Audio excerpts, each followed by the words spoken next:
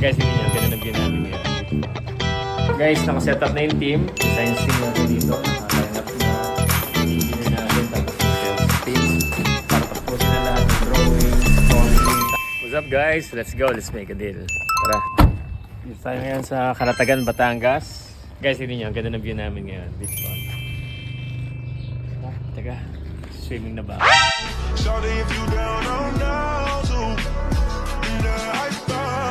Madam, kamusta? Paolo? Naikot niya na po, sir. Sila po na ikot na. Iikot po. Sige po. Enjoy po the view. Salamat. Yung pinaka-GV1 namin. Yun po yung pinapa-concept namin. Okay. Sa mga furnitures na which is na-check na po nila. GV2 and 3. So, ito yung priority natin. Yes po. Yung concept, ano mo ba yung gusto nung owner kayo po?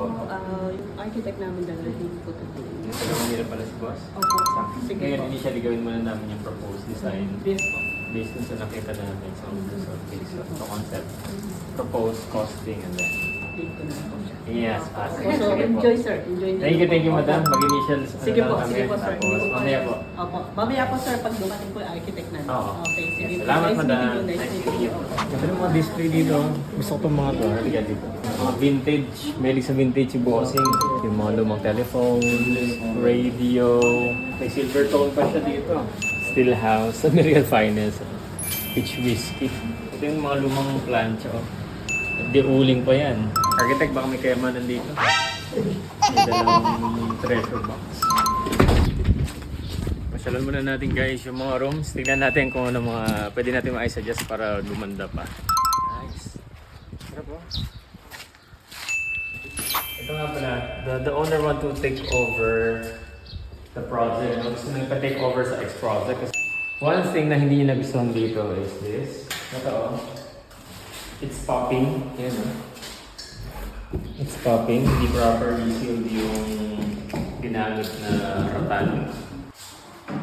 It's plywood na painted finish. At ito mga oven wardrobe na this style hindi niya nagustuhan.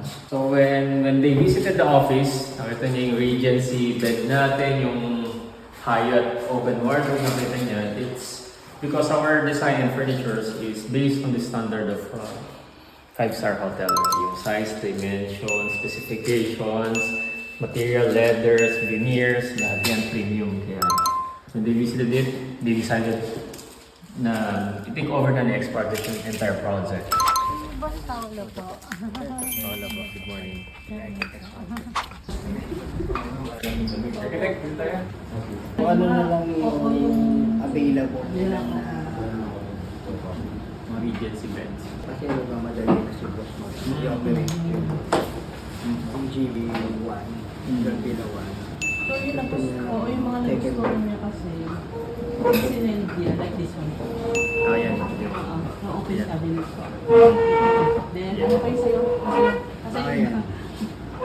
may sabi sa akin is Then, gusto niya rin may bank. Okay. wala kang internet.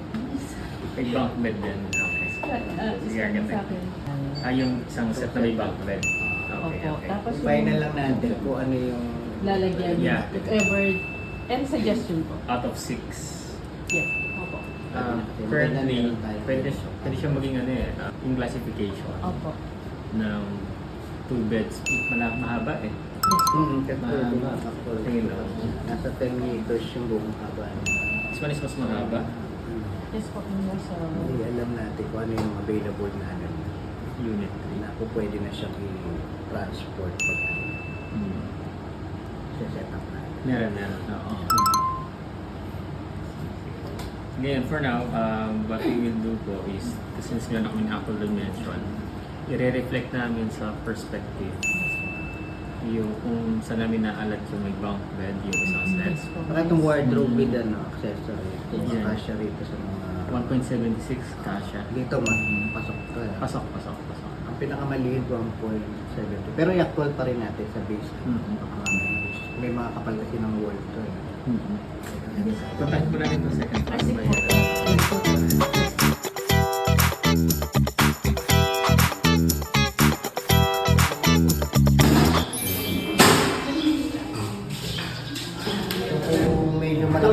po, ito lang pwede talaga pag-isahin. Di ba yung suggest kung lagyan ng bagong bed? Pakasya po hanggang. Kasi may aircon yung kung doon yung bunk bed. May aircon siya. Hindi tinaabot mo yung bunk bed doon. Sabi, below lang. Ano naman ang bunk bed eh.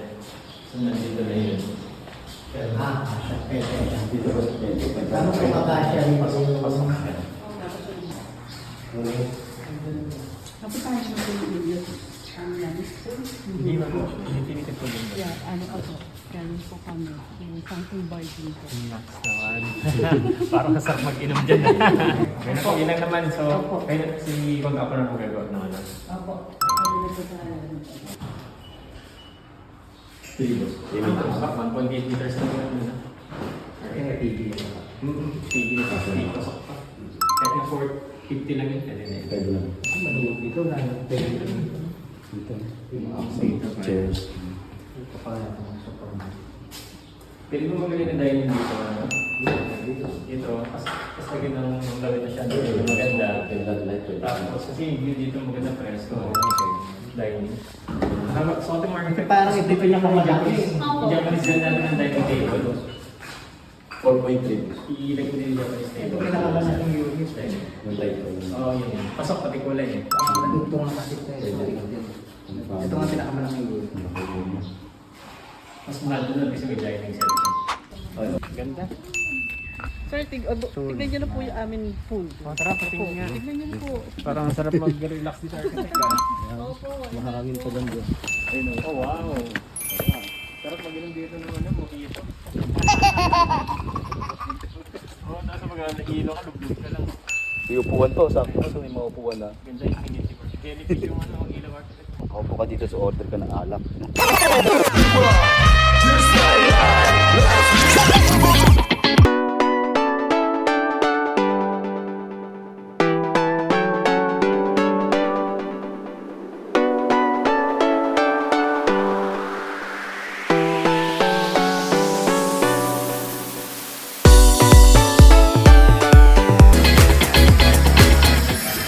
Kaya naman po. Ha? Sige na. Sabi niyo. Imin ko na lang. Ay, ibigay lang sa akin. Lods, balik na tayo Manila. Tapos na yung ano natin dito, yung project inspection. Ngayon sila architect, they are designing the interior. Tapos finalizing lang yung lahat ng costing, contract. And then bukas naman sa Marikina. Let's go, let's make it. Okay lang. Okay guys, dito tayo ngayon sa site. Magsusukat tayo. Let's make design. Kasi gusto man. Estimate costing. Sisi, let's make quotation. Sa akin, let's make a vlog!